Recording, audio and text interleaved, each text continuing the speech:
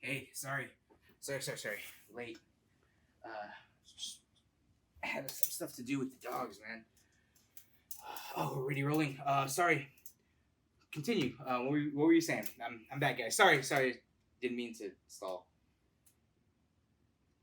What are you talking about? Are you mad? We're recording. Look at the freaking hat. What the fuck is going on here? What are you doing, man? What the fuck?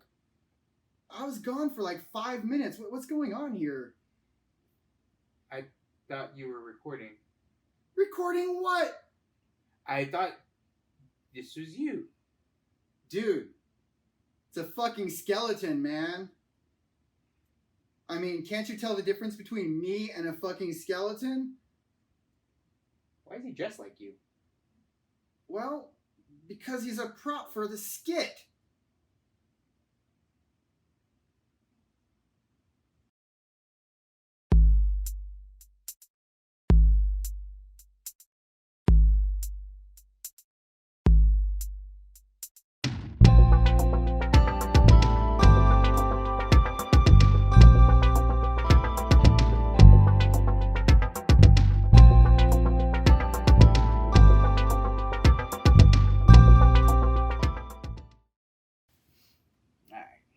Alright.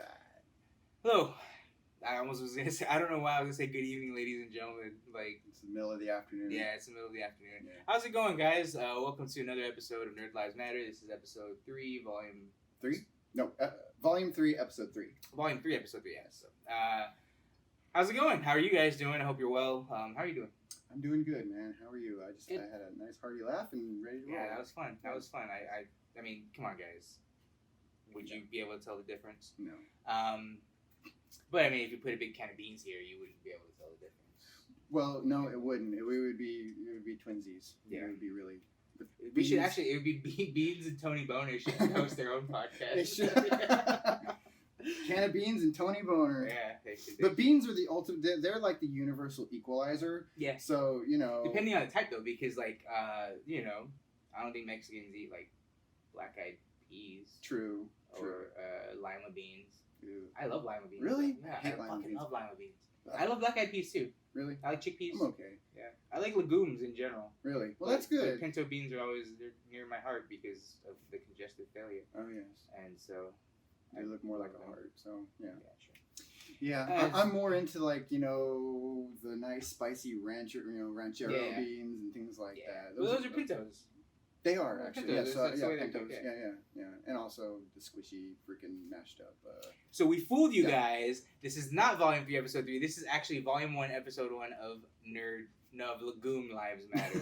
Bean Lives Matter. LLM. Yeah. Yes. But no, we're back. It's been a couple weeks. And we have a lot to talk about. There's a lot of cool stuff happening. Not so much anything going on with Star Wars right now, right? No, Rebel I Roundup's think kinda the Rebel square. Roundup will be a little dry. Be a I little think. light lately. Yeah. It probably most likely little light side. will be for the next couple months, maybe 3-4 months. Next month, I think, because I know that Disney's going to be. Well, I know that Marvel's going to be at Comic-Con. I don't know that Disney in general is going to be there because D23 is in August, I think. Mm. So that's probably when they're going to announce all their big Star Wars and I guess everything else. D23, not D23, Disney Plus stuff that they're going to be doing, TV shows and everything. And their Lion King shit. Yeah. Speaking of which, that's an animated movie. Yes, That's an animated movie. It is. Just to put my 2 cents out there, because it's the whole: is it live action or is it animated? Oh, It's animated. It's it looks live action. It's photorealistic, but it's animated. There should be no argument. Should be a pretty good job of that. Yeah. It looks amazing. Yeah. It looks live action. It's animated. Thank you. Because there's a big argument on the internet, like people like, well, it's live action. It should be. It's like no, it's animated. Anyways. NLM, your source for clearing up obvious things. Yeah, I guess. Suppose. But yeah, the only thing I really saw like relatively Star Wars worthy lately was the kind of the whole Mark Hamill and Daisy Ridley both saying that they are happy to be washing their hands of Star Wars in general. Is that what they said? Yeah, well, yeah, it's pretty they're much. happy to be finally getting the rash of Star Wars off of their exactly asses. the stink. Yeah, exactly. You finally shower. I mean, I feel Mark Hamill's a little bit more. Or I should say, Daisy Ridley handled that a little bit more diplomatically. I think Mark Hamill, I think he has every right to be kind of bummed. I mean, I know that it's totally subjective what you felt about The Last Jedi, but he obviously, from the get-go, wasn't happy with what was going on. And as the custodian of the character, of the biggest cheerleader for Star Wars of the original cast there ever was, maybe aside of Peter Mayhew. It stung. It stung. It really did. His voice has some weight, and I think that his opinion sort of matters. And he has every right to feel that way. I find it interesting that, in my eyes, he turned into the gruffy, grumpy old man. He became what Harrison Ford was for the last 40 years, and Harrison Ford is now like, Star Wars is cool. Sure. Yeah, I'll do another Indiana Jones. You want me to play Jack Ryan again? Yeah, why not? Clear and present danger 5. He's all on board with that. I think he just feels like he's getting older, so he better cram as much shit in as he possibly can. Well, and he's making good choices. He didn't phone it in for Force Awakens. Yeah. He definitely didn't phone it in for Blade Runner of all movies like that. I mean, that was such a great. I don't know if you want to call it a cameo. It was a great part. It was a great role. It was a great callback to that. Mm-hmm. But I mean, Daisy Ridley, she good. I don't necessarily think that she needs to make such a stink about it, which is why she was like, I'll be happy to move on and do other stuff. She's a good actress. She's only ever done that Murder on Orient Express movie, other than Star Wars, so I'm kind of excited to see her do some other shit. Yeah, it'd be nice to see her spread her wings and fly a little bit more now. Yeah. Once the typecast kind of goes away a little bit. I feel like with this new generation, at least with the sequel trilogy, not so much the prequels, I think Natalie Portman and Ewan McGregor kind of broke that mold from there. But I think like Hayden Christensen and obviously Jake Lloyd, they kind of suffered from that. They do. Ahmed Best. But in this new the sequel trilogy, I feel like there's not any of that. I think it's all you got. John Boyega is doing great movies in Pacific Rim. He's always he did that movie Detroit, directed by Catherine Bigelow. Like he's done some good shit. Oscar Isaac is obviously Oscar Isaac. Donald Gleason, everybody. Aside from Daisy Ridley, who's only done the one other movie, but she's. And I was thinking about this earlier, and I think I know why.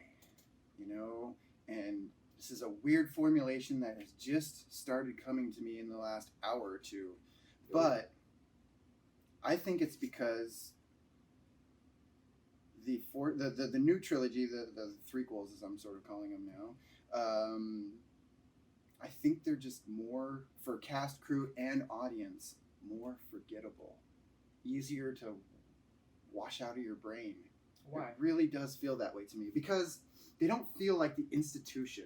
They don't feel like they are Star Wars, and they are definitely Star Wars, and they're loved. I mean, well, The Force Awakens was good, but it feels like The Force Awakens, The Last Jedi, and I'm going to guess The Rise of Skywalker, feels like it's easier to wash it out of your mind and move on to something else. Whereas the prequels, for whatever they were, they stuck. I really hated The Phantom Menace. I was okay with Attack of the Clones, and I really did like Revenge of the Sith. So, and they stuck in my head for a very, very long time, and they still do. They still resonate within me, be it because we saw more of what we wanted to see, or for whatever reason, they just resonated longer and harder, so it was easier to type. I feel like that might be why it was easier to typecast those characters into that role. Because if you think about it, Natalie Portman and Ewan McGregor were already pretty well established before the prequels, and then of course they go on to have really good careers afterwards.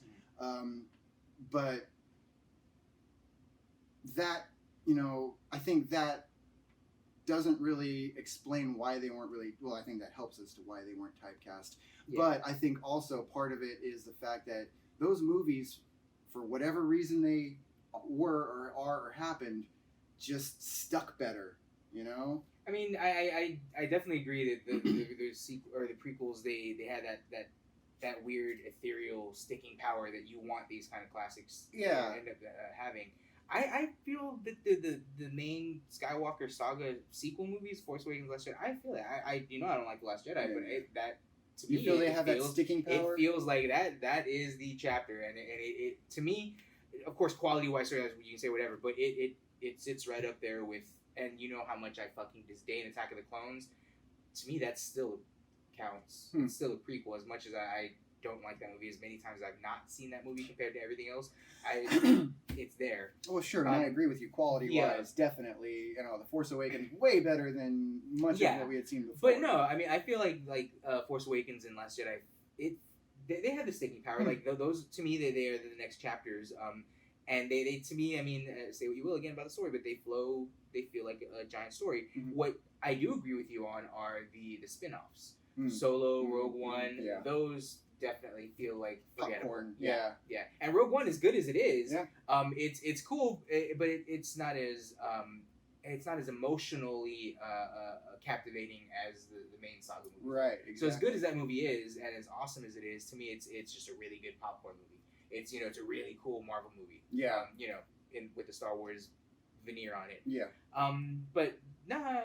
At least Force Awakens, Last Jedi, I feel that those fit. At least for me. Well, I would disagree. I feel like it extends into The Force Awakens and The Last Jedi, more so The Last Jedi. I mean, The Force Awakens, as I said, was great, awesome, better than most of the other stuff that, and had it come is out. blatantly an homage, rip-off, whatever you want to call it. It's blatantly, it has all the same beats as A New Hope. So I can see how either one of us could have that, because that's jarring to some people and it's comforting to other people. Yeah. So, I mean, there's nothing wrong with that. I get that.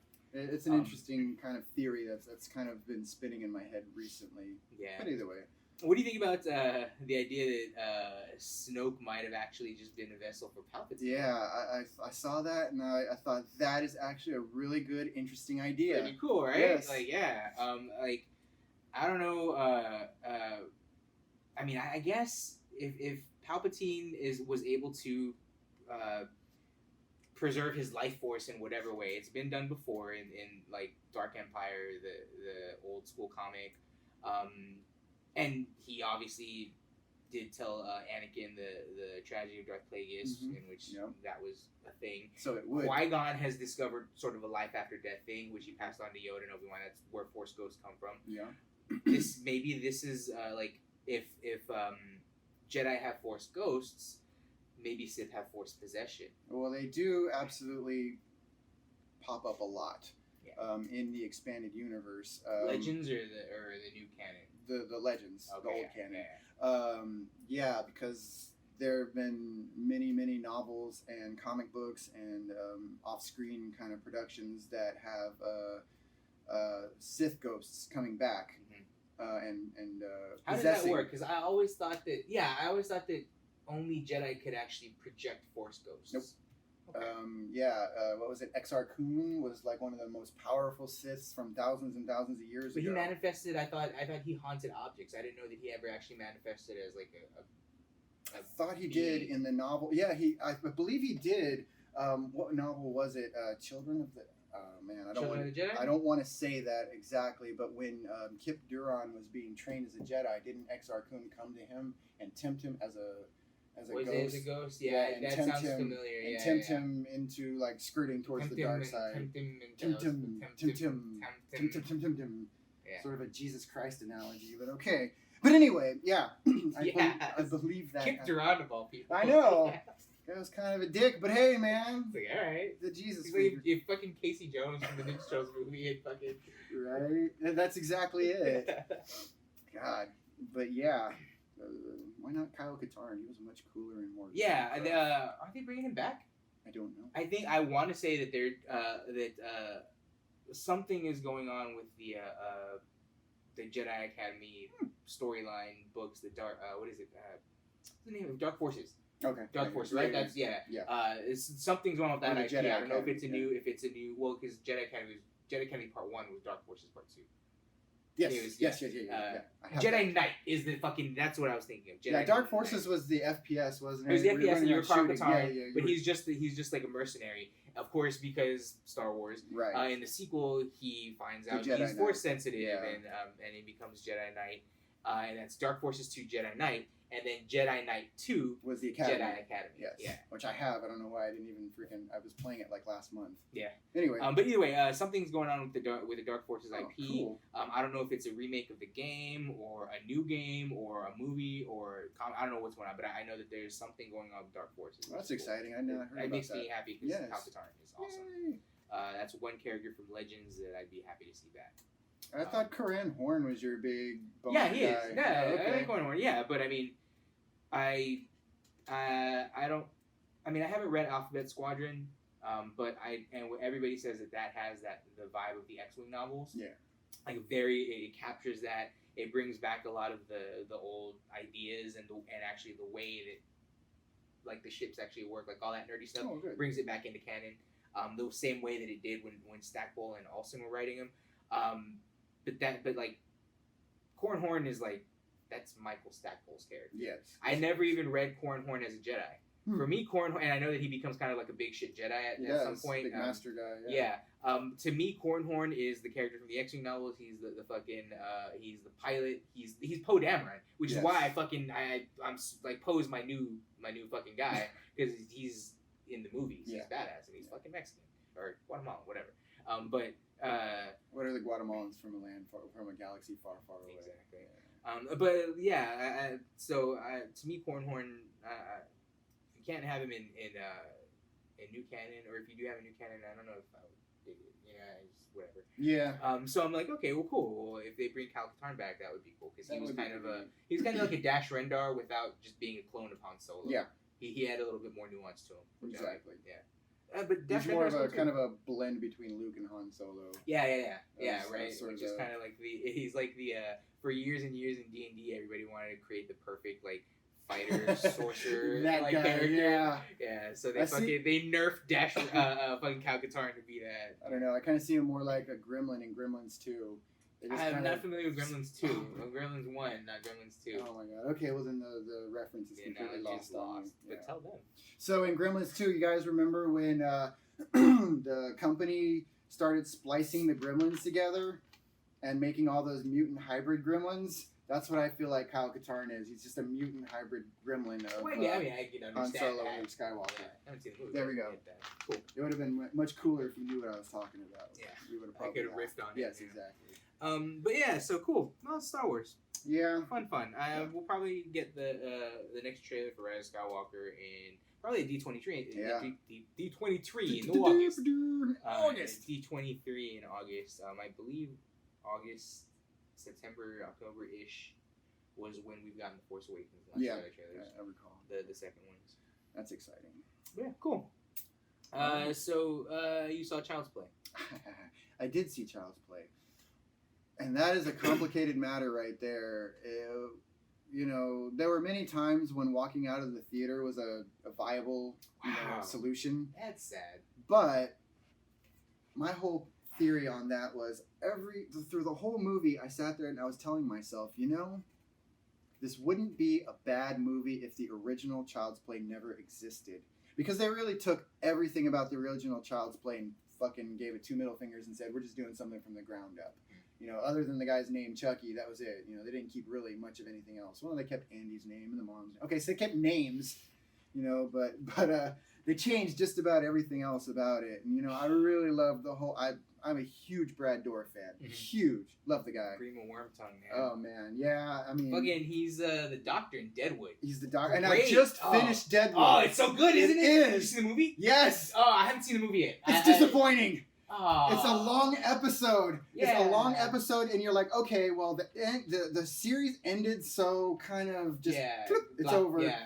You're like, this has got to give us some resolution, right? Nothing. It's basically maybe it's a backdoor pilot for I would hope doing another season. Or I would something. really that'd be so good. That would be beautiful. Yeah, cool. Because it did set up a lot.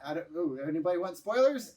I don't. You don't want? I actually don't. Yeah, sorry. I know NLM is all about spoilers, and that's what we do. But oh, dude, really? And then I'm gonna watch the episode because I'm a narcissist. Never mind. Okay, I take it back. What's going on here? Oh, is it because I moved? Yeah, your whiteness will brighten everything up. Bring it back up. There we go. Okay. The white man commands, because we have power over light. That's what. What was it that you said before we started rolling? This is going to be engraved on my tombstone, and hope everybody doesn't get pissed. But yeah, it was. let's not put that out. Never there. mind. Yeah. So anyway. Anyways, so okay. Deadwood. Yeah, great. Watch Deadwood. It's awesome. Yes. But Child's Play. Yeah, I really wanted to talk about Deadwood. Okay, a Child's Play. It's like, oh, but yeah, you don't want spoilers. I don't want spoilers. Yeah. Next week. Yes. I can binge it because I've never seen the last movie. Season. No, I've never seen the last season. Oh, you haven't? Yeah, I only seen the first two. Shit, dude. Yeah. Yeah, I highly suggest you see the last season in the movie, although you probably will be like, ew, okay, that just kind of, everything kind of drops off, even the movie. So you're just like, there's no resolution whatsoever anywhere you look. And I'd hoped against hope that the movie would do that. But we'll see. Okay, well, interesting. Cool. Yes. But anyway, yes. Yeah, nice. All right. So Child's Play. Child's Play was, as I said before, sort of a if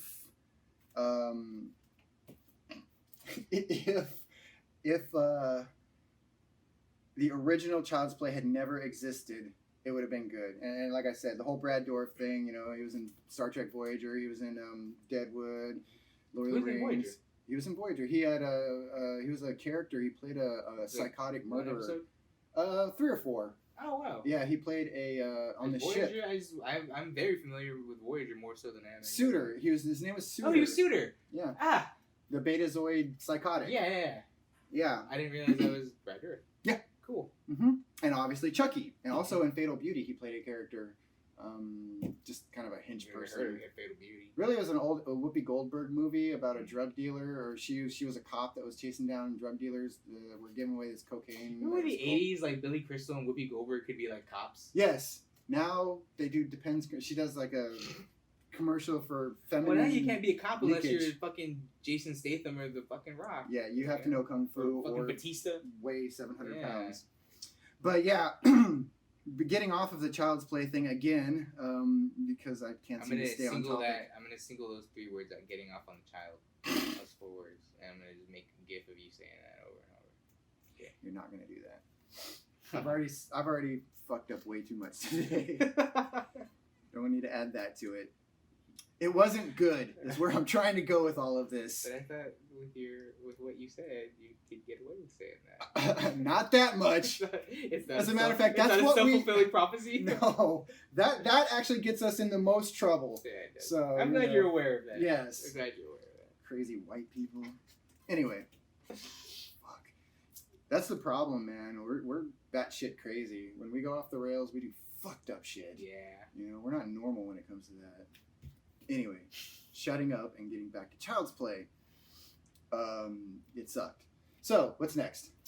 I mean, I want to see it. I've heard mixed reviews. I have heard a lot of people say that it's really good, fun, dark comedy. The idea that if it was just its own thing without having the source material, like it would be like really good with people because you compare it.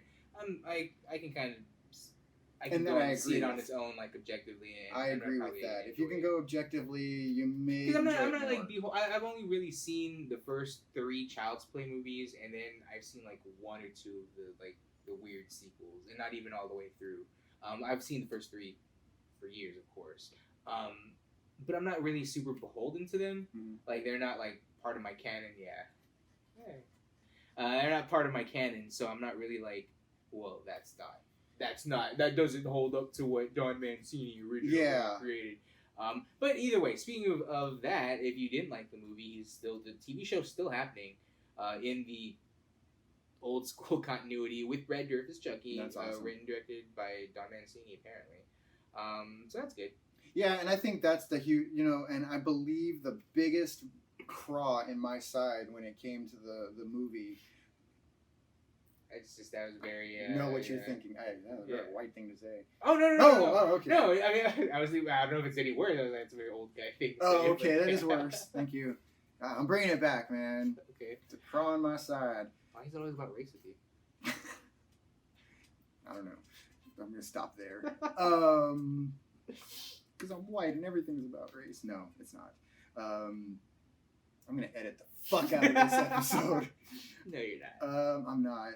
Everything we do you're is too lazy. You'll take the hits at your I was gonna your say- chosen statements. I was gonna Then say edit the because we photos. have integrity in everything we do. Oh is yeah, there's that. raw too. and unedited and Right. things like that. But if you really want to play the lazy card, fine. I am lazy and I don't want to fucking edit it. We're just being real. Yeah, exactly. We're being real. This is Real. reality. Okay, so what was I saying? Oh, yes. On Child's Play, the reason it really, really kind of bothered me, the movie versus, the original Chucky, is because Brad Dourif gave Chucky soul. I mean, Chucky was a character. He had life, and that was the whole point behind the show. Was he had life. I don't know if this would count as spoilers, This and does not. And well, because I'm saying because I haven't even seen it. What I'm about to say is Well, spoilers. Fuck it. Go. yeah. From what I understand, and you of course confirm this, is that Chucky, he's an AI. He's kind of like an Alexa or Siri. Or Correct. something like that. Yes, Okay. correct. So, Exactly. because he's not actually a human personality the way like Charles Lee Ray, Mhm. Brad Dourif's character in the original, Yes. he's not a human soul. He's Correct. literally a robot. So Mark Hamill Yes. went in just as a robot, as an Yes. Alexa voice. So by design in the writing of the movie, there was no personality. Correct. So it's not necessarily Mark Hamill's fault No, or Brad not at all. Dourif being super amazing. I mean, he is, but I think it's more in the writing. And Absolutely, execution and of that's the movie exactly itself, what yeah. it was. Yes, the fact that they made him an AI, it had nothing. I mean, I quite rather enjoyed Mark Hamill's portrayal. you Okay, know. that's actually a lot of people were actually saying that they just went by. Yeah. was his portrayal it wasn't really that engaging. Interesting. Yeah. Well, I think it really was the writing though, because the whole premise of what Chucky was in this movie was that he had no soul, no character, no life of its own, and he kind of started gaining it as the movie went on. Like a learning AI or whatever. Yeah, and then, pretty much. That's so.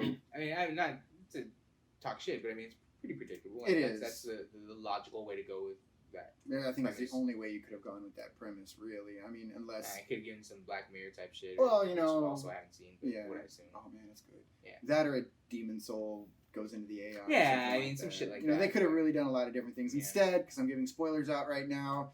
Really, it's because the factory's in Vietnam, right?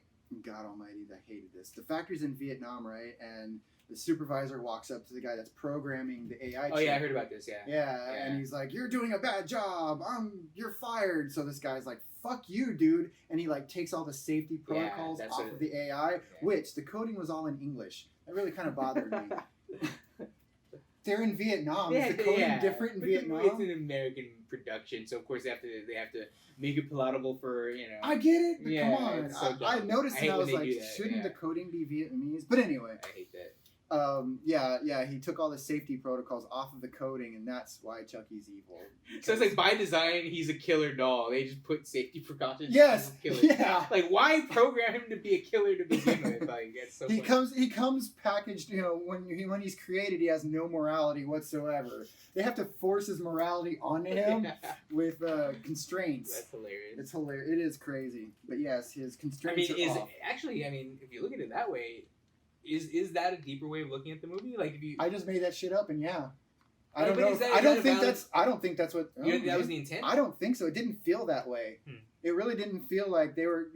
So I it's think just I think we just stumbled on to something really cool, personally. Coined. Yes. We just found 7-part YouTube series analyzing the philosophical impact of the nature of Child's Chucky's Play reboot. existentialism. Yeah. Yes. No, not really. No. But okay. I mean, I'd still want to see it. I don't know that I'd go watch it in the theater. Yeah. But I don't know if I would spend money on it. Yeah. But no, that's cool. Whatever. Yeah. Aubrey Plaza is adorable. Pretty sure it's And I've the got lamest thing to say, but a lot of love for Aubrey Plaza. Yeah. She's just crazy enough to really be really sexy. 'Cause I really attract to crazy women, so that whole vibe of Thanks hers. for that information on our nerd podcast. All you crazy women out there, I mean, She's hilarious. Like on like Yeah. Colbert and shit. Like she's like legit fucking like her humor is weird as fuck Yeah. and it's hilarious. Yeah, I like it. I think that her personality kind of matches the way she looks in Legion. Was it? Is it called Legion? The Yeah, Marvel. She Her played, character. I forget her because in the comic her character's like this ugly fucking decrepit dude. Yeah. And so I think like there was a character that's kind of like that in the show, but they were misleading you, and it turns out that character from the comic is actually her in it. I heard that she's really good in that show. I haven't watched it. I've seen the first season. Pretty good. I've seen the first season. I only watched like the first 1 or 2 seasons. Well, there's only 2 seasons, and they just came out with this. I think we're thinking of the wrong thing. No, there's 3 right now. And the Marvel show? Yeah. About really? the guy. Did I watch that much? Well, there's 3 seasons, and then there's one. The 4th is going to be the final season. Okay. Comes out. I've seen them all except for the new season. I don't know why I didn't think that there. I thought there was only 1 season, and then the 2nd season they just came out with.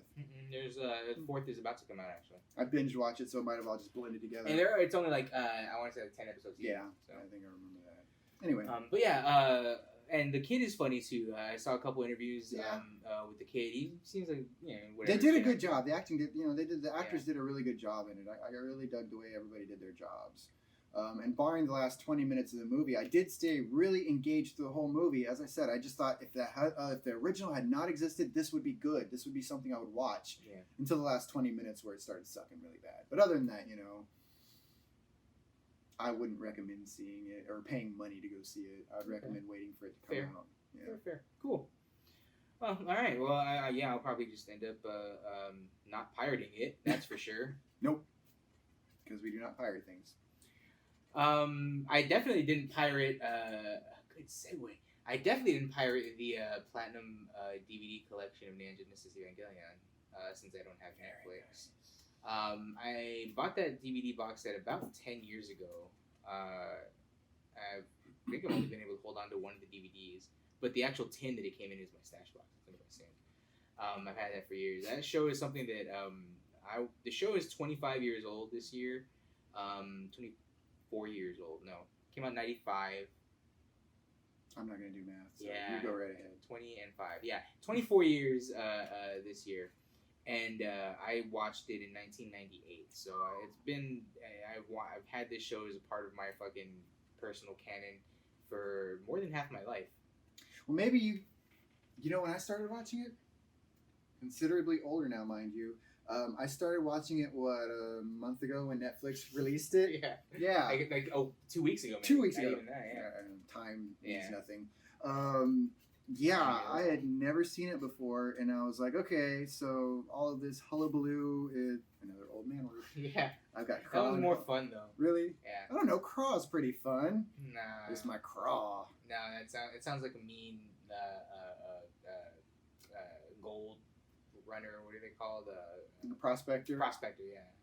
Back to Deadwood. No, I don't know, but it feels like you're, referencing. Makes you think of like lobster people. Not me. It makes me think of my crotch.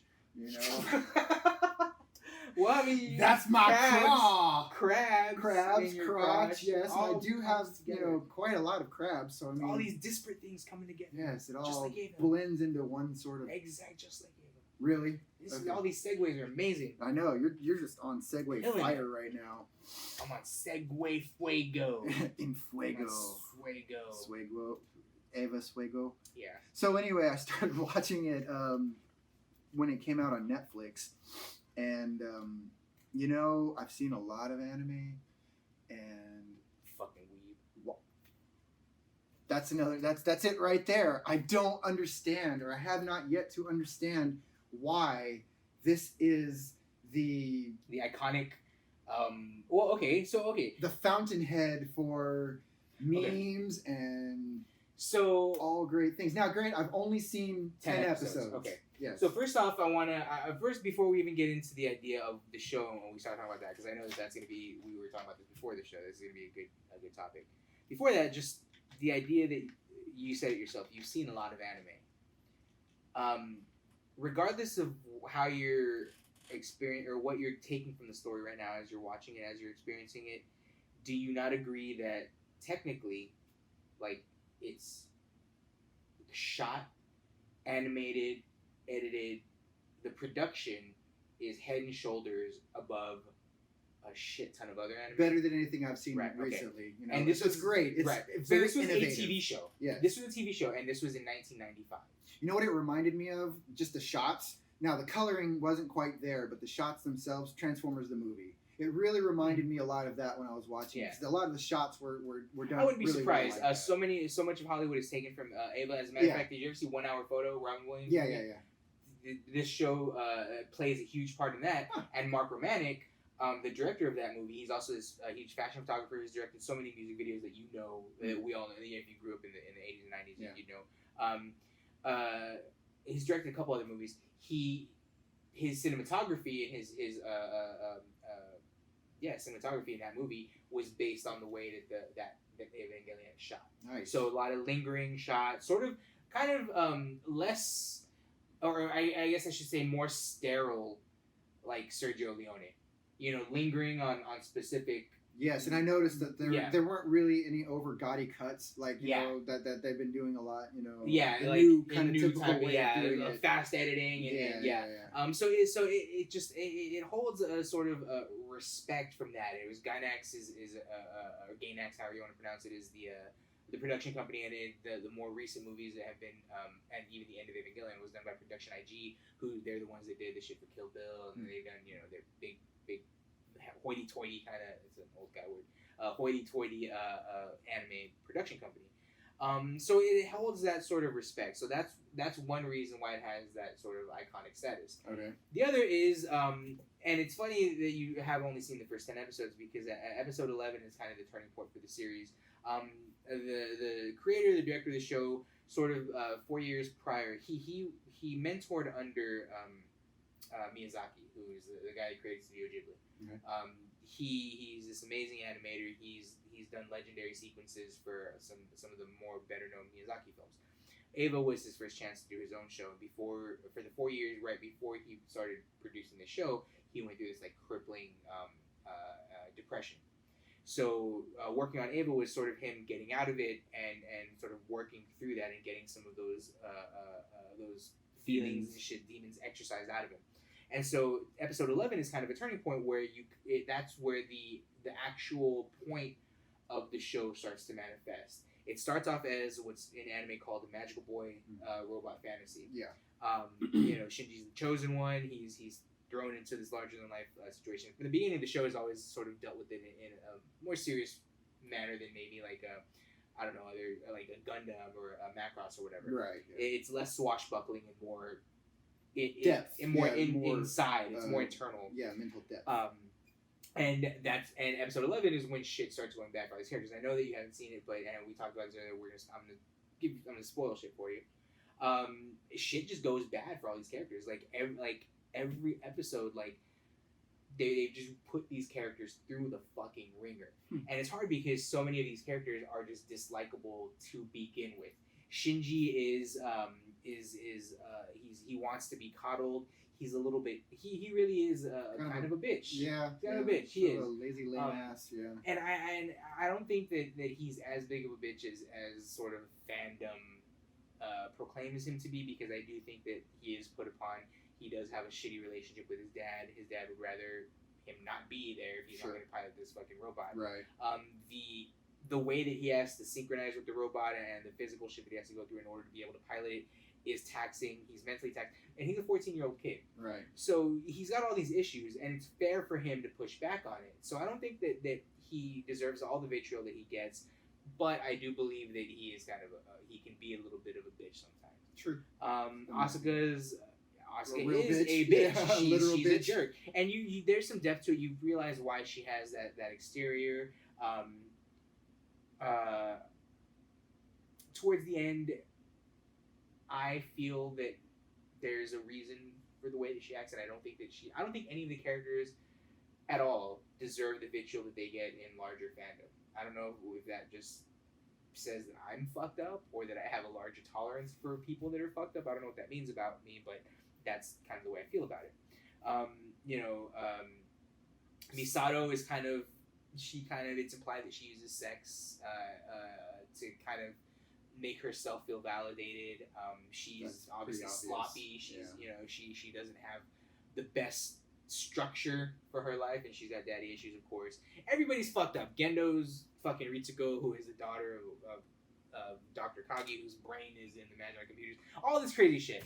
And you start to everything starts to break down. It becomes a deconstruction kind of what the first 10 episodes, what you think the first 10 episodes are setting up, like this basic generic giant robot fighting anime. Very much. That's when it all starts to deconstruct. So the depth starts coming at that point. It becomes like this wider. It's not about a kid fighting bad guys and a robot. I see. It starts becoming about the characters and the way they relate to each other, and it really is sort of a philosophical exploration on depression and what it's like to really be in it at your worst moment and have to still kind of live your life. The ending of the show, it's really weird because on Netflix, what was released is the 26 episode series and then End of Evangelion. End of Evangelion is a movie that followed up the series. It's actually an alternate ending. It's not a sequel. It's not an actual ending.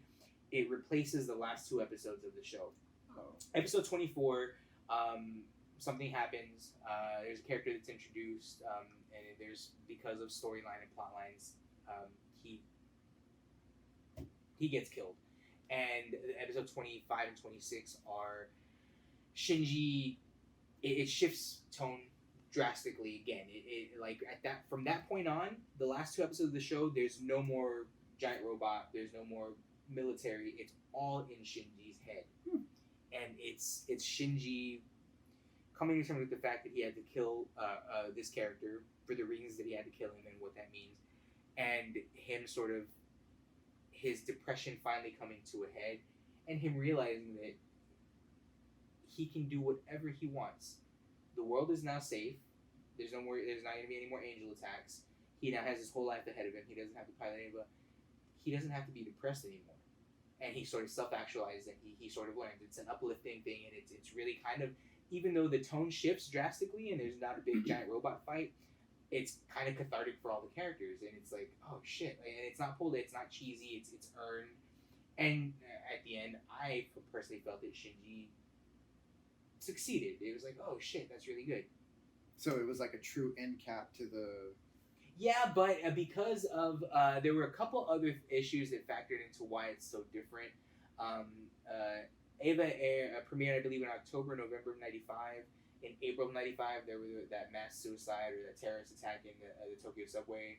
I don't remember what it was, if it was like a chemical attack or something. I remember reading about it or whatever. I vaguely remember that. Well, there was going to be that. There was the ending of the show was originally going to be like a terrorist thing that had been doing these attacks to bring about the biblical Christian apocalypse. And they're like, oh shit, that's too much like this. They had already animated a bunch of it, so they had to actually scrap all that and animate 2 new episodes with a totally larger, a shorter budget, smaller budget. Yeah. So that's why actually it's those last 2 episodes, a lot of people don't like them, not because of it shifted the narrative, but also because it's not fully animated. A lot of it is sketches. They literally had no money left. Wow. So they kind of did it. They made it seem like, oh, it's all in his mind. So they kind of used their limitations for artistic expression. Kind of works. It's cool. Yeah. But it's also, it's not the anime that we had just spent 24 episodes on. So that's kind of disappointing. Wow. But I kind of got over that and focused on the character shit. And again, it's definitely a shift in tone. It's a super shift in tone, but it's a good ending of the character. Of course, it leaves, well, what the fuck happened to Nerve? What happened to everybody? Okay, cool. Shinji's happy, but what happened? You know? Yeah. Other than the world is saved. So fans, of course. I'm guessing that's why the movie came out, was to kind of the fans hated the fucking show. Yeah. Ano got death threats. The Gainax offices got defaced. They put all that footage. The ending of the movie is super meta. It's like parts of it are live action, awesome. And they put all that on the screen, and it's a big. The end of the movie is a big indictment of what he felt about fan culture at that time, specifically about Halo fans. And because Shinji was always, he's the audience surrogate. He is, and his Ano's depression that led to him creating Evangelion was actually depression in otaku, like his fandom life. Like he was tired of living as a fucking nerd, you know, kind of like, I mean, what you and I have kind of got through recently. Like it's tiring dealing with like yeah, this is cool, but I'm not gonna wear it on my sleeve the way I used to. Yeah, it's just not out of any, because I feel persecuted, but just because I've grown out of it. and that's what kind of what he was going through. But he didn't know how to express himself otherwise. He didn't know how to move on. Kind of like Shinji, he didn't know how to move on, and so that's kind of what that was. And when fans sort of were like, "Well, that's fucking dead," he's like, "Well, fuck you guys. I just put my heart and soul into this." He's like, "Fine, you want this?" He's like, "Okay." But as a creator, he was like, "Well, there's some other things that I can say that would be pretty cool, but as a person, as an auteur, I'm gonna fucking flick you guys throw off some middle fingers in there. Yeah. So the end of the movie, it's like you can you watch episodes 1 through 24 of the show, and then you can put on End of Evangelion, and that basically it picks up and that ends it in a more blockbustery kind of movie fashion. But it's kind of cool. It's worth it as well. That is in terms of themes, because I don't want to get into all the plot points or anything, because I know we're gonna do a watch along, I hope. Yeah. The themes of that are that, I mean, it's like, okay, fine, you guys thought that the idea of the protagonist breaking his depression and self-actualizing is lame. All right, you guys must be happy being depressed. Well, here's Shinji. He's the piece of shit that you have been saying he is. Okay. So they turn Shinji into he's insufferable in that movie, like to the point where it's like, man, you really hate your fans because you're making him like really shitty. Everybody fucking dies horribly. They all get. I mean, it's called End of Evangelion. Like they burst into like liquid.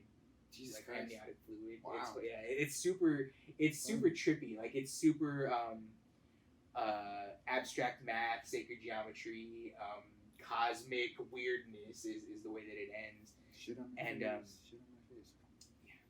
And like I was saying, the one thing that the movie opens with Shinji kind of doing. I'm just gonna fucking. And this is actually a meme. So if you have been sort of, I don't know if you've known this, but like it's just known, like Evangelion, like Shinji like nuts. He masturbates over Asuka's comatose body.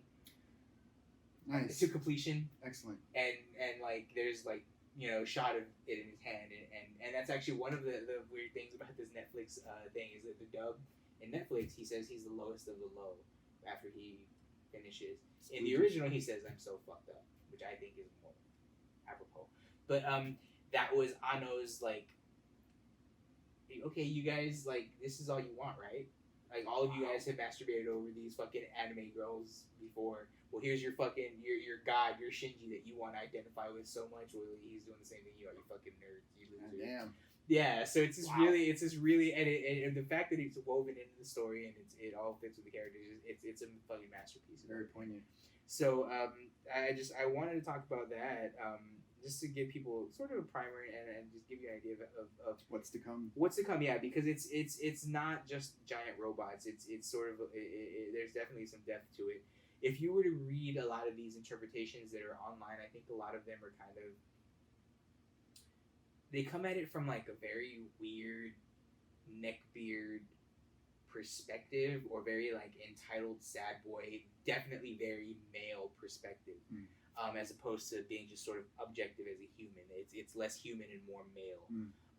So a lot of the interpretations of who the characters are, Shinji's a bitch because he doesn't man up. Asuka's a bitch because she has things going on in her life other than Shinji. You know what I mean? That's where a lot of these sort of interpretations come from. So that's why I don't think that it's as, like, these characters aren't as cloying or as bad as people make them out to me, because I think that their depth actually speaks to what human. they are. They're much more human than any other anime characters. They're not two-dimensional. Yeah. They're two-dimensional. But yeah, we're planning on doing a watch along soon for Evangelion. I was gonna try to do a whole review of the whole series, but I'm not sure if I'm going to, because that would be a lot of work. But I also don't have anything much else to do. But we're definitely going to do a watch-along of End of Evangelion. I think what we're planning on doing with that is watching it, recording a whole watch-along, our reaction to it, editing it into like maybe a 17-minute kind of highlight thing, and then actually posting the entire thing on YouTube. So if you wanted to watch along, you could throw on End of Evangelion, play us in the background just to hear what we're going to say. Yeah. That's the anime TV series that I've been enjoying recently. I'm not sure if you're aware, but back in 2007, they kind of rebooted it, and there's currently 3 movies that are, well, also, the End of Evangelion restarts Evangelion in general is like the Dark Tower. So the manga is one continuity. The end of the manga leads into the anime series, and if you watch the anime series with the end of Evangelion ending, then you get the Evangelion rebuilds. And there's a trilogy currently, and actually, because I guess they timed it with the Netflix release, next week the preview for the fourth and final movie, which comes out in 2020, is going to be released. And these are, the first movie is essentially a remake of a lot of the first season, and then the second movie is where it diverges, and it's this wholly different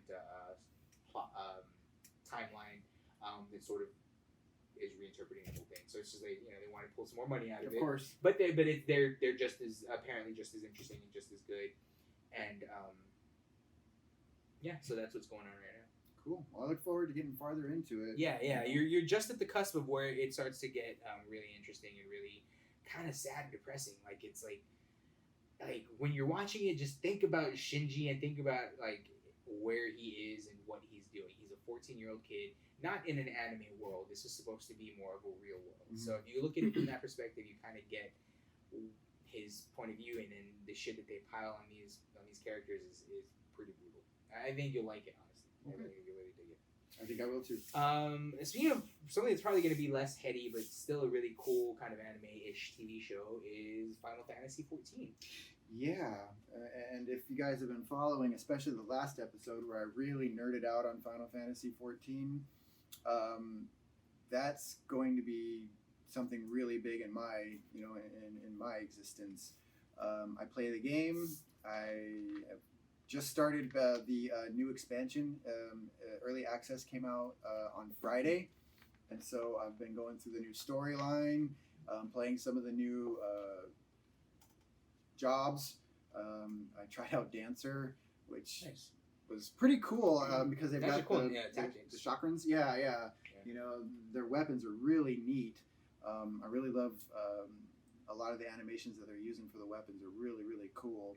The skills are pretty neat. I'm still working on them because as a dancer, it's sort of a twofold kind of thing. You have to do your dance steps, and then your dance steps lead into whatever your skills are. It's much more complicated than most of the run-of-the-mill jobs that they're using right now. It's on par with the ninja job, which has a thing called mudras, which you do these different signs. You know how ninjas kind of do their little signs.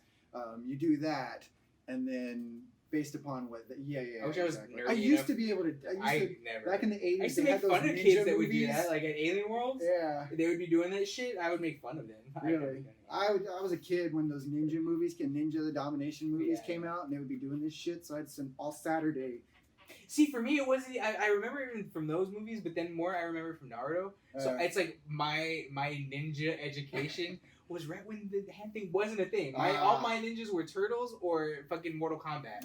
You know what I mean? Like mine were actual human ninjas. Yeah, that's where I was started, and that job, is much more complicated than most of the other jobs, and the dancer kind of really feels a lot like that in that regard. That's cool.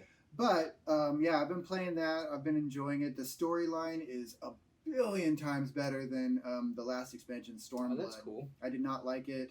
I hated it. So, getting into a new storyline, it's already just coming out of the gate, much cooler, alternate reality kind of shit. Really neat. But the TV show, I just got word of that. Not much information has been released. You would probably know more about the kind of technical specs, or the technical aspects of what they were talking about. Other than the fact that it was announced, actually, there's not much information. I was kind of gonna speculate. I don't know if this is an American production or a Japanese production. Considering how sort of global productions are nowadays, movies are made in China. TV shows. It's really easy to get Korean, Japanese TV shows streaming at the same time. So if this is like a Japanese production and they're just going to dub it, it could show up on any number of streaming services. Yeah. If it's going to be an American production, that sort of points to kind of, you can have an idea of what kind of budget it's going to be, kind of how it's going to look. Yeah. You know what I mean? So because it just depends. If it is an American production and it's sort of along the lines of like maybe a Game of Thrones light because I doubt they're going to give Game of Thrones money. No. But I highly doubt that. yeah, maybe along the lines of like Chronicles of Shannara on MTV or something like that. Yeah. But yeah, and I don't know the really the storyline of 14. I do know that I'm sure it's gonna have the tropes of Final Fantasy. I'm hoping is chocobos and crystals and things like that. They are all in there. So yeah, I mean, I'm looking forward to it. Yeah, and basically this is 14 more technological or is it more D&D? more fantasy. Yeah, But in like the first expansion, it was really very much fantasy. And then the second expansion, they started kind of filtering a little bit of technology into it. And then the third expansion, they added more and more and more to where now I'm feeling like you're gonna eventually, the farther along they go, you're gonna eventually have a choice how you want to play, more technological or more fantasy, because they're trying really hard to blend the two. There are computers in this game. Oh wow, really? Yes, there are computers. Like Sid is a fucking engineer, but he's sitting there. You go to this alternate reality called the Deltascape or Alphascape. Those are the different ones, but sounds like something cyberpunk it from is. the 90s. It's a super cyberpunk, That's and you fight all of these android technological kind of constructs in it. So they're introducing technology in a more modern way. Steampunk-ish technology, or is it straight up like more cyber technology? Oh wow! Yeah, I was kind of hoping they would go into a more steampunk-ish way, but like more like Final Fantasy VII than Final Fantasy VI. More like, well, 7 was kind of in its own weird way steampunky, but it's more 7-ish, more like 8, more tech. So 8 was all. Yeah, it's more like on the cusp of 7 and 8. Okay. Yeah. There's just a lot more tech in it, but they take it to a whole different world. Quite literally, in this expansion, you actually go to a different world, because what they're saying is the world of Final Fantasy XIV, which is called Eorzea, is the source. This is the source of the world, and then these crystals broke off and created other stars and worlds, and we're aware of them throughout the storyline, that all of these other worlds are existing, but in our current game, we're actually transported to another world, which is supposedly the first world. I theorized it was going to be the events of Final Fantasy 1. Always comes back to white people with you. I know. Yeah, Final Fantasy 1. What does that have to do with First World? Oh, First World. Yeah, sorry, I was reaching. Yeah. That theme can't all be winners. That theme should die within this episode. Saying you want white people. Anyways. Motherfucker. So you think it's gonna like like a loop, like a reboot, like to the beginning of the series? Because they said that there were 13 crystals, and then Eorzea was the 14th, and I was like 14. But then where does 15 lie? Yeah. And where does Tactics lie? I guess outside. And where does Chocobo's Dungeon 2 lie? World of Final Fantasy and all that other shit. Yeah, exactly. I don't think that's exactly the case. Plus, the characters in this new expansion feel more like Final Fantasy XI characters than they do 1 characters. It's I think they're just making shit up as they go from where I'm sitting right at this very moment. Maybe that's a way for them to expand their IP, because maybe eventually every one of these worlds is going to be a different play experience. Yeah, and very well could be, and I think that would be a great way of going about it. Yeah. Because, like I said, the last expansion we got into interdimensional travel, we got into more technological stuff, so you could conceivably, from where I would go with it, you could choose different play styles from different shards or different worlds that you're on. I mean, I think it would be badass to be able to go to World 3 and it's all tech. You're in just an all tech world. Or World 6 is like hell and you're going through an all hell world. Or even like each world could be a world based on one of the different games. Well, that's what I was hoping and thinking at first, but it's not looking that way yet.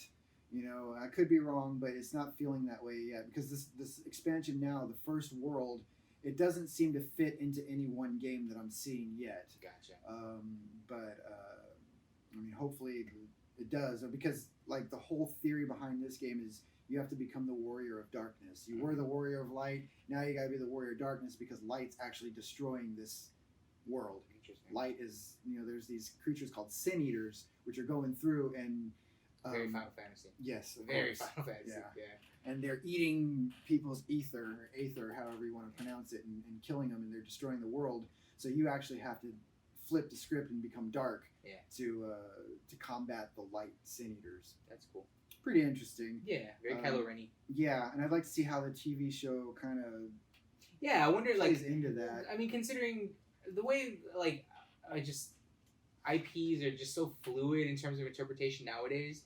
People are sort of more forgiving if something is good, even if it doesn't necessarily one for one match with the source material. I mean, I could see them sort of using maybe the design aesthetics, the ideas of Final Fantasy XIV and going their own way. I just don't know that in general it's going to be good, regardless of how they said it. I'm more interested in I want to know who's going to be writing it. I want to know who's going to be directing it, things like that. And none of that's been announced yet. So. Well, considering that it is Square Enix, I could almost bet that they will keep some things very, very much home. They're very... I don't know, man. You saw the Spirits Within. Yeah. Oh, God. Yeah. Yeah, I don't see that happening because they're actually labeling it Final Fantasy XIV. True. So I feel it's going to be set on Eorzea. Cool. I feel it's going to have... I think it's going to actually be more of a... let's see if I can think of a good example of... it's going to be set in the universe, but not necessarily flowing with the main events of the world, would be my guess. I don't think we're going to see characters like Y'shtola and Thancred and all of the main characters that you're running with in the game. I think it's going to be more kind of a side story about, you might be in Limsa Lominsa, as a trader or something like that, and shit starts popping and you gotta, rise up as your destiny as whatever. That's kind of my theory as to where that's going. Obviously there's no, substantiation for that yet, but... Yeah, but I mean, it's cool speculation. That would be the great place to go with it, If you're gonna be the warrior of light in this TV show, I think it's gonna clash too much. Yeah. In my opinion. But we'll see. There's too little information right now to really say anything about it yet. I'm stoked for it. I mean, Final Fantasy is another thing that's been around for me forever. I love it.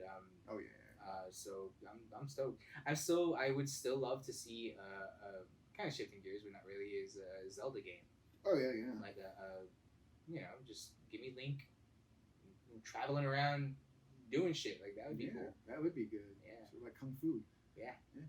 Well, the Final Fantasy thing, the thing that I'm really hoping for, and if they do this will go a long way, I think, and it kind of links in with what you were talking about earlier, the budget. I'm hoping that they do have a decent budget where they can actually fit some of the things in, because one of the great things about this game that sets it apart from a lot of other things is, the effects. It's beautiful, it's gorgeous. The crystals are beautiful. When you do a magic spell, it looks amazing. I would love for them to actually, and this goes along with, director, writer, budget, things like that, the actual technical aspects of the show. I would love for them to do some of the things that they do in the game to, because when you cast a spell in the game, it looks fucking badass. Yeah. Your healers have great looking shit, It's always like the summons have always been like graphically impressive in the game and shit. Yeah. And they do it to the T's in this one, man. Like an astrologian who's a healer will summon this big, huge star globe when he does a healing spell. Cool. I think the black mages kind of look shitty. They don't really have cool spells, but they've got ley lines where they draw this big fucking diagram on the ground, and it glows, and you have to stand inside of it to cast your spells. It's really neat shit. Cool, really cool stuff. I would hope that they do that, because that's to me, that's kind of, that is the feeling that I get of Final Fantasy, is the sort of the flourishes. It's super artsy and super designed and super stylized. Yeah, I like that. I'm hoping they bring that to the series, which, you need a bigger budget for those kind of effects for the most part. You don't want just some asshole with After Effects sitting around doing that, because it'll ruin it. But I hope they get like Yoshitaka Amano to do some of the design work also. He's designed since the very first game. The logos are always designed by him. That real cool watercolor style. I really hope they get him to do some work and some art for this. And it would be nice if they had Uematsu do the music, but from what I've heard, he's retired. Yeah. on the cusp of retiring. Well, yeah, I mean, he does. I know he tours a lot with his band, the Black Mages, Yeah. and that's That's awesome. yeah. I used to have a couple of their albums. Really, Really? really cool. I mean, it's just Final Fantasy music, Red Rock, yeah. Yeah. But yeah, that would be cool. Or if they use at least his themes, you know. Yeah. You have to hear the Well, Final Fantasy theme. you gotta have the prelude. That's not going anywhere. Yeah. Yeah, man, I'm looking forward to that. I'm pretty sure that it's not going to come out until like 2020, 2021, something Most like that. likely, yeah. But it's going to be good. It should be. I believe so. But yeah, man. Well, cool. Anything else? No, I think we're ready to. Yeah, that was wrap it. pretty We good, did concise. Yeah. I like that. That was good. I'm gonna put you on the spot here since we're recording, like as though you can't edit this. When do you think we can do the watch along? Okay. Let me think. Come on, guys, hit him up if you even watch this. I don't even know if we have any viewers, to be honest. We usually average 5 to 6 viewers. Cheers to you, 5. We'll get up to 10 here and there. I don't know if that's us watching them over and over again or if it's actual real people. True. Could be both, yeah. My kid has more fucking viewers than we do. Yeah. But, let's see. The watch along for End of Evangelion. It's about an hour and Give 40 minutes. me 2 weeks. Not this coming Sunday, but next Sunday. That way I can finish the show. Okay. I just finished. Sure. I finished The Expanse, so I don't have anything else now. Yeah. So yeah, give me Okay. 2 weeks. And we're already in the middle of the Netflix version. I'll say because I have the Platinum collection and 3 of the episodes towards the end of the series. Basically, the last 3, they're director's cuts that are better set up for the movie. See, I would like to see the original. You know, I really would. I don't know if I'd be able to see it by the time we do the watch along next. Well, the cool thing about we'll talk after this. Well, actually, no, fuck this. I'll let you guys know. There was a thing released before the end of Evangelion, about a year before and a year after the movie. It's called Evangelion: Death and Rebirth. Mm-hmm. It's about an hour and 45 minutes. The first giant chunk is basically a glorified supercut clip show of the entire series. And then the last chunk is the first third of the End of Evangelion movie. It was like a weird promo thing they did to refresh people's memories about it and then let them know what was coming. Okay. So there's that. And it's all footage from the original series, and it's like it's a movie itself. It's like an hour and 45 minutes. So if you did want to do that, but either way, I mean, it's slight subtle differences. The biggest thing is Kaoru's line, but once you see it, I can explain to you how that is, or if anything, you can watch the final 2 episodes here instead of on Netflix. Fair enough. Yeah, it doesn't matter. Or I could find it somewhere. So. Yeah. So, but yeah, 2 weeks. Cool. Okay. Yeah, we'll do it in 2 weeks. You hear that? 2 people, 3 people. All right. Well, I'm glad that you came and actually sat here and you didn't just. Oh, that was the skeleton. Nah, never mind. No. Sorry. Yeah, but I gotta ask. I mean, are you thinking about replacing me? I mean, is that what this is? Is my job in jeopardy? No, I was late. I thought that you were starting without me. Who put him here? Who dressed him for that skit? Yeah. This and other answers next time. Mysteries. Bye, guys. See you guys. Bye.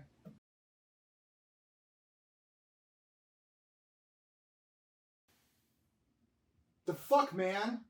What, you want my job? You think you're bad? You think you're bad meat? No, you're not bad meat, huh? No, oh, you want to get tough? You want to get rough? We can do this, man. This is my job, my spot. Yeah, take that shit. Fuck you. Show him who's boss.